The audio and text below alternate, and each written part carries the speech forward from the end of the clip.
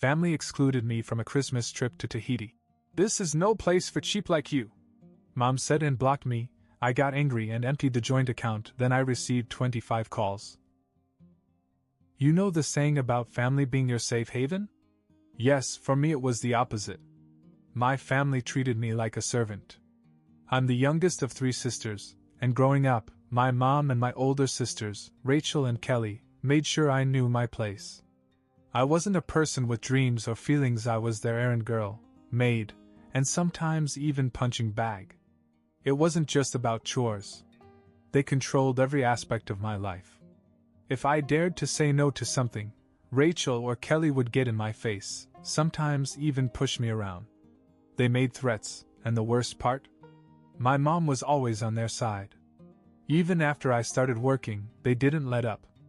I got an online job after college, but any money I made became family money. I paid bills, bought groceries, and provided for their little luxuries. I didn't even complain. I was too afraid to. Then came Christmas. I could tell for weeks that something was up. There were secret whispered conversations, lots of online shopping, but I figured maybe they were planning a surprise or a party. I didn't ask any questions. Frankly, I didn't want to get yelled at for being nosy. A few days before Christmas Eve, they casually told me they were going on a long trip. Pack light, Kelly had said. We need the house to ourselves to get ready before we leave. They didn't even bother to say where they were going. I assumed a weekend at some resort nearby. The idea of them leaving me home alone actually gave me a little relief, peace, and quiet for once. So I just packed a small bag and got ready to lay low until they returned. The day after they left, though, reality hit me like a truck. I woke up to a bunch of texts from Rachel. They were photos of her, Kelly, and my mom posing in bikinis on a beach that looked like something out of a travel magazine. White sand, clear blue water, palm trees. A caption read, "Greetings from Tahiti. Wish you were here, just kidding." Winking face. I stared down at my phone, completely stunned. They hadn't just gone on some random trip. They were in freaking Tahiti. And not once had they told me. Not once did they ask if I wanted to come. Just like that, I was dumped, left behind like I didn't exist. I texted my mom and asked why they didn't invite me. No reply. I kept texting. Still nothing. Then I called. She finally picked up. "This is no place for someone as cheap as you," she said before hanging up. Cheap? After all the money I spent to support her? I couldn't believe what I was hearing. I called again, but she blocked me. That was the breaking point. Years of being used, ignored, and belittled all came crashing down at once. I was done. I logged on to the joint account we shared. It was where most of my paycheck had gone. And I emptied it. Every cent. Then I froze it all. I didn't even hesitate. Let them enjoy their tropical vacation now. I was done being their doormat. Within minutes, my phone was exploding with calls. 25 missed calls, all from Rachel and Kelly. I ignored every one of them. They could yell all they wanted. For once, I was in control. And that was just the beginning. The calls continued for hours. At first I stayed strong and ignored each one. But curiosity got the best of me, and I checked the messages they left.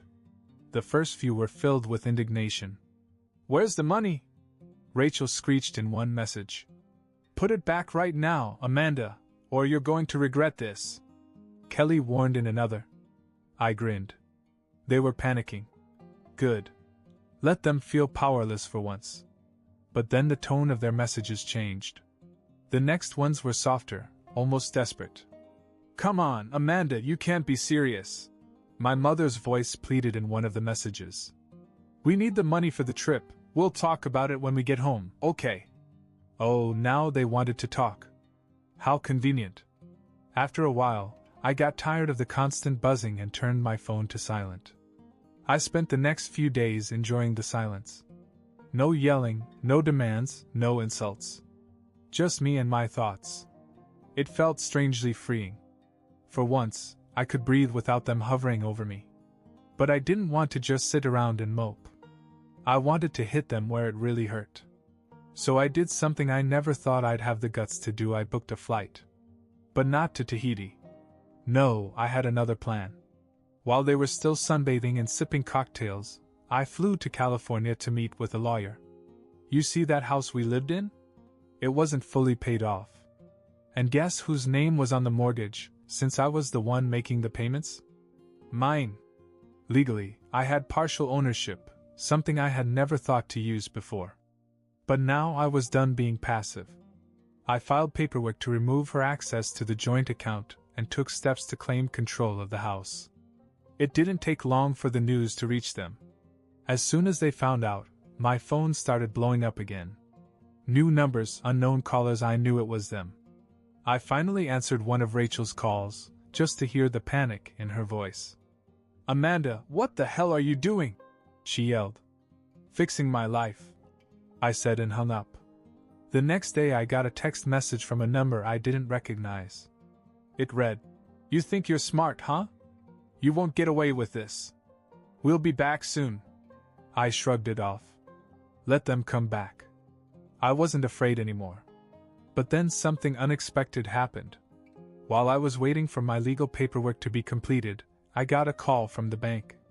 Someone had tried to access the joint account pretending to be me.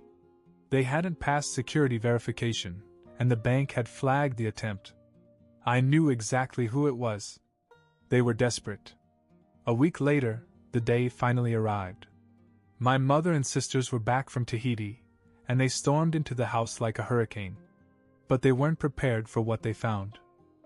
They barged into the house like they owned it.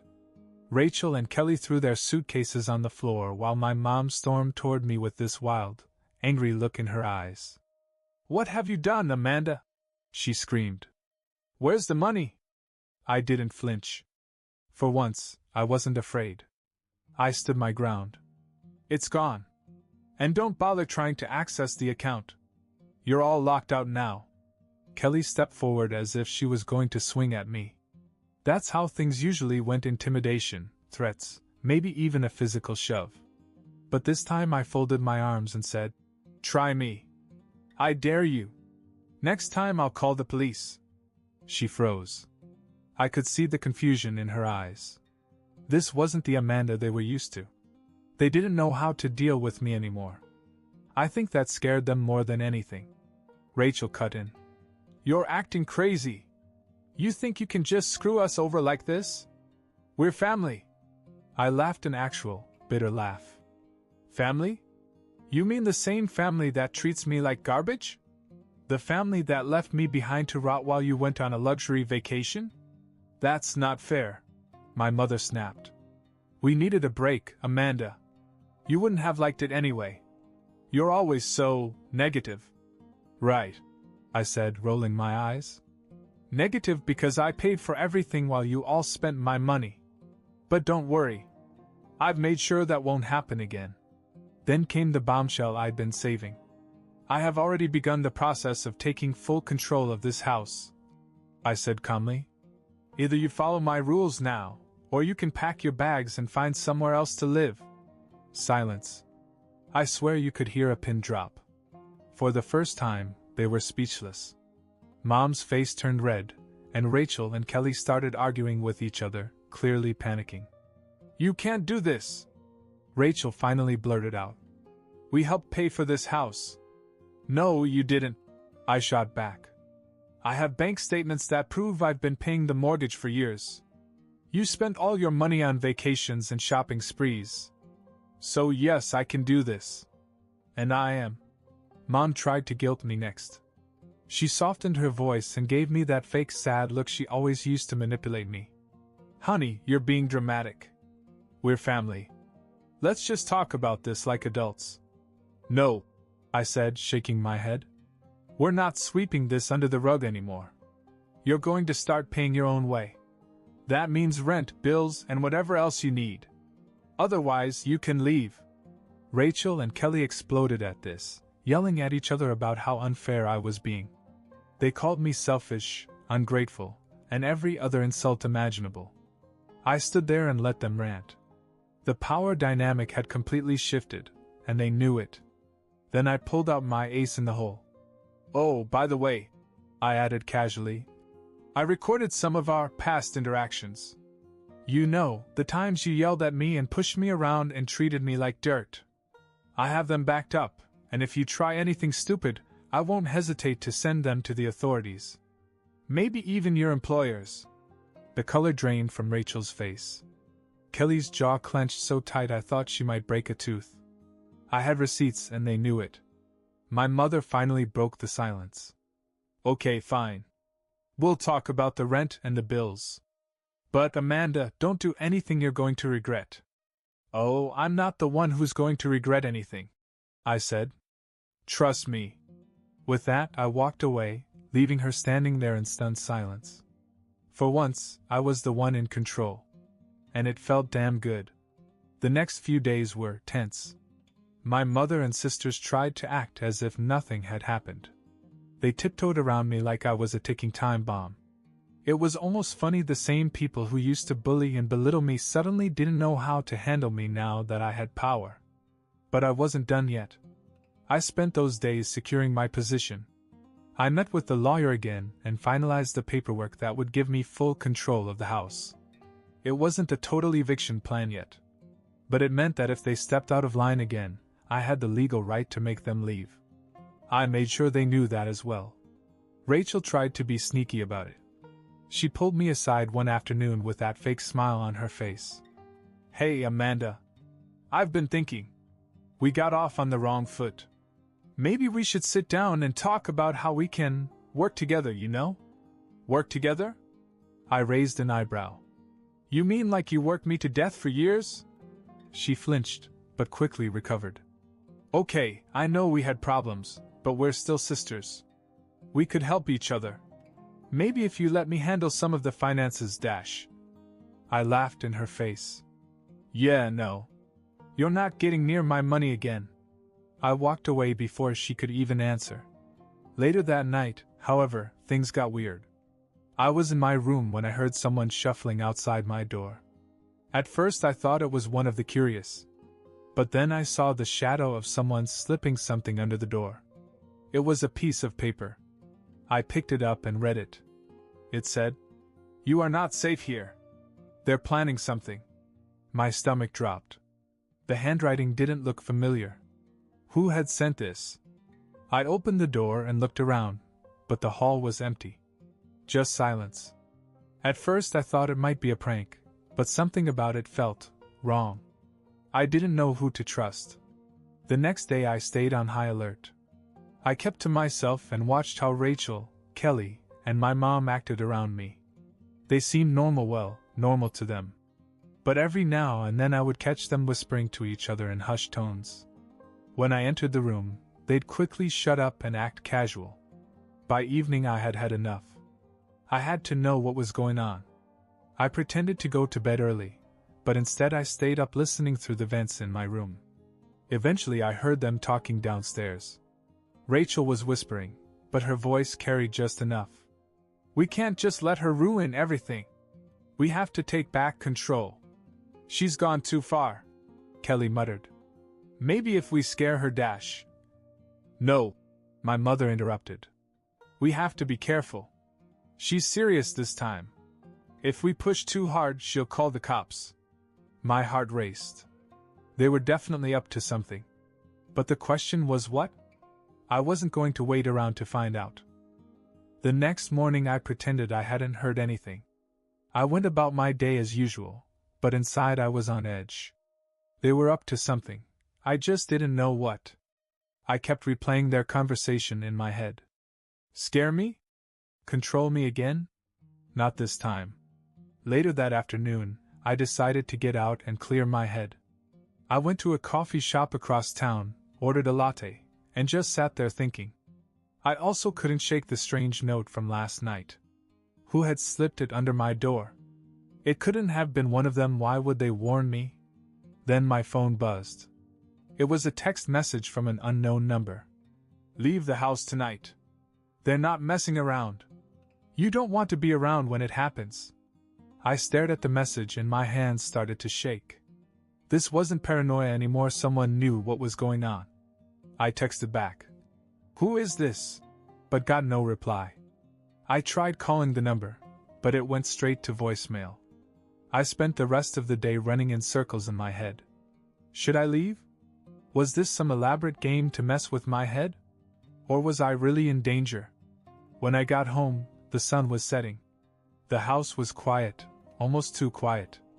Usually Rachel and Kelly would be watching TV or arguing about something trivial, but tonight it was like the house was holding its breath. I went to my room, locked the door and double-checked the windows. Just in case. Then I sat on my bed and waited.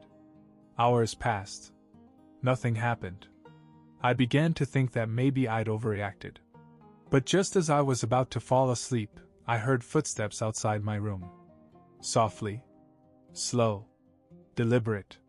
Then came the whispering. I couldn't make out what they were saying, but I knew it was them.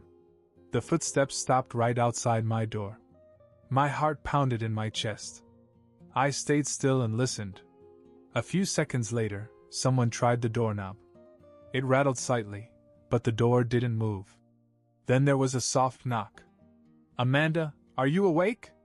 It was Kelly's voice, but something about it was off, too calm, too controlled. I didn't answer. She tapped again, harder this time. Come on, I know you're in there. We just want to talk. Yeah, right. I remained silent. Eventually the knocking stopped and I heard footsteps retreating. But I didn't let my guard down. Something was seriously wrong. The next morning I made a decision. I wasn't going to stay in that house anymore. They were up to something, and I wasn't going to wait around to see what it was. But before I could put my plan into action, things took another turn. I was packing a bag when my phone buzzed again. Another text message from the unknown number. They're getting desperate. They won't let you leave so easily. Be smart. Whoever was sending these messages knew exactly what was going on. I texted back. What do they want from me? Why are you helping me? This time I got a reply. They think you've taken too much control. They'll do anything to take it back. As for me, let's just say I know what it's like to be in your shoes. The message sent a shiver down my spine. Someone had been through this before, but who? And why were they on my side now? I had been on high alert all day. I could feel it in the air, something was going to happen, and soon. I packed a suitcase in case I had to leave quickly. But I still didn't have all the answers. Who had warned me? And what exactly were Rachel, Kelly, and my mother planning? That night the doorbell rang. I wasn't expecting anyone, so I peeked through the curtains. My jaw almost hit the floor. It was my dad. Now here's the thing, you wouldn't know it from the way Mom talked about him, but my dad was no deadbeat. He and my mom had been divorced for years, and she never let us have much of a relationship with him. He lived out of state, and whenever I tried to reach out, Mom would guilt me with things like, "Oh, now you're going to betray the family?" Eventually I stopped trying. But here he was, standing on the porch with a serious look on his face. I cautiously opened the door. "Dad?" "Hey, Amanda," he said as he stepped inside. "We need to talk." How did you know to come?" He sighed and gave me a knowing look. "I got a call from someone who was worried about you. Said things were getting ugly around here. Was it you who sent those texts?" I asked, my mind racing. "No, but I know who did," he replied. "It was your Aunt Lisa." Aunt Lisa? She was my mother's estranged sister. I hadn't seen her in years, but I knew that she and Mom had a falling out over money. Apparently, Lisa had been keeping tabs on the family from afar. She must have heard about the power struggle and decided to get involved behind the scenes. "Listen," Dad continued. "Your mom and sisters? They're not going to stop. I know how your mom works. She's afraid you're going to take control of everything, and it's making her desperate. But you're not in this alone anymore. I'm here to support you." Hearing those words gave me a strength I didn't know I needed. For the first time, I didn't feel like I was fighting this battle alone. Dad didn't waste any time. "Here's the plan," he said. "We're going to sit them down and make things clear. They have a legal right to this house, and if they don't respect that, they're out on the street. I'll be here to make sure they don't try any funny business. We didn't have to wait long. My mom, Rachel, and Kelly came home that night, still unaware of Dad's presence. When they saw him, their faces fell. "What are you doing here?" Mom spat, crossing her arms. "I'm here to help Amanda," he said calmly. "And to make sure you understand something. This is her house now. You either play by her rules or you're out." Rachel and Kelly immediately started screaming, throwing out every excuse and insult they could think of. "You don't get it," Rachel yelled. "She screwed us. She's ungrateful. We raised her," Kelly added. Mom tried to play the victim again. "You don't know what she's done to this family." "Enough," Dad said, cutting her off. His voice was calm but firm. "I know exactly what's been going on. Amanda's been supporting all of you for years, and you've been taking advantage of her. That ends now." They tried to argue, but it was useless. Dad wasn't going to back down, and neither was I. "I'm done being your servant," I said. "From now on, you pay your own way. If you can't handle that, then leave. I've already spoken to a lawyer. I have full control of this house, and I'm not afraid to use it." The shock on their faces was priceless. They had no more leverage. For once, they realized they'd lost. In the end, they had no choice but to agree. Over the next few days, I set clear limits. They began to pay rent and cover their own expenses. The atmosphere in the house changed completely. They were no longer in control, and they knew it. As for Dad, he stayed for a while to help me get things in order. We began to rebuild our relationship, something I thought was lost forever. Aunt Lisa even reached out to me and told me she was proud of how I was standing up for myself. It wasn't just about taking control of the house, it was about taking control of my life. And for the first time, I finally felt free. That's it. Everything is resolved, and Amanda finally got the justice she deserved. Let me know what you think.